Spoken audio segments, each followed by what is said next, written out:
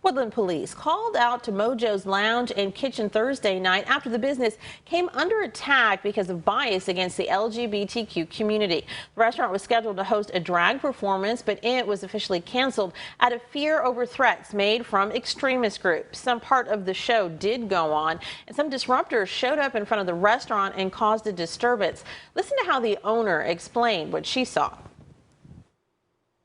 All of a sudden everyone started kind of rushing the door because the aggressors were walking down the street, and the cops were starting to like kind of form outside and call it back up and stuff. So everyone came in, and then some people kind of wanted to leave. They were freaking out and they tried to go out.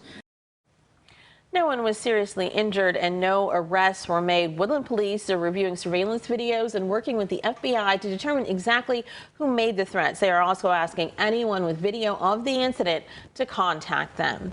That kind of incident happening at all, let alone on the last day of Pride Month, has rattled many in the LGBT plus community, but it's also strengthening their resolve. I'm joined by drag performer Lotus Party, who was on stage last night when the slurs and pepper spray were flying in Woodland. And Lotus Party with me now live, not in costume. Thank you for being here. Thank you for having me. First, you got word about this incident in Woodland while you were performing at Badlands. What went through your mind? I was honestly very shocked initially because when we were told that the show was partially canceled, we thought that would actually abate any potential like threats or any dangers that might pose to not only the staff over at Mojo's, but any residual like residents that might be there. So when I heard that an incident did occur, I was a little bit worried for not only the people there, but like just in general for Sacramento, as well as like the Woodland area for any LGBTQ performers and artists. You know someone who happened to be at Mojo's when what many say was a group of Proud Boys showed up. What did they share with you about what they saw, what they experienced?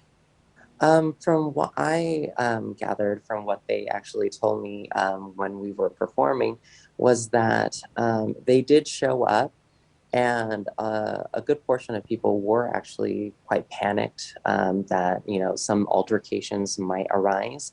From what I also gather is that there was a small altercation where when they were trying to enter the space, some people got scared, and I think pepper spray was used as a deterrent.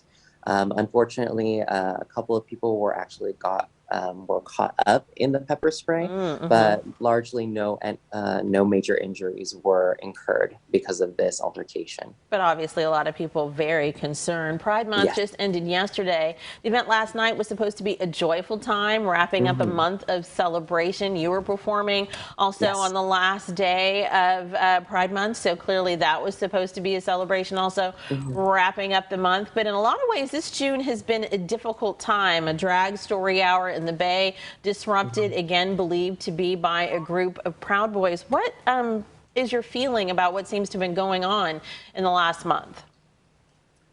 Honestly, it's been very much like a mix of emotions because in general, we drag performers, we are definitely putting ourselves out there in terms of, advocating for LGBTQ and queer rights, for women's rights. Just to interrupt you just slightly, we are seeing some pictures right now of you performing or getting ready to perform in many of the costumes that you wear. So please continue.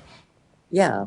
Honestly, it's been a mix of feelings. Whenever we try to go out and perform for everyone that all the locations that we go to, we want to at least foster kind of like a safe space that people can enjoy and to, be themselves. That's very much what Pride is, especially in light of, recent events where people are, putting threats in supposedly spaces where they're supposed to be fostering joy, community and such like that.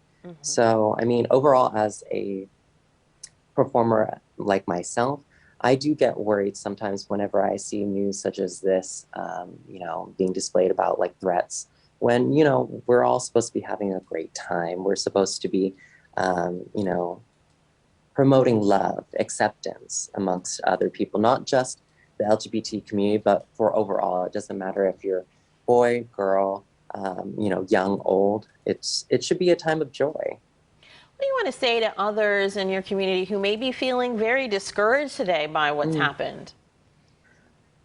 What I would want to say would be to honestly keep going and keep doing what you're doing, because what we're doing in terms of advocating for queer rights, advocating for general acceptance of love, freedom of expression, especially with our arts, it's more important, more now than ever, if anything. But I would also say to exercise caution, especially whenever we get threats such as these.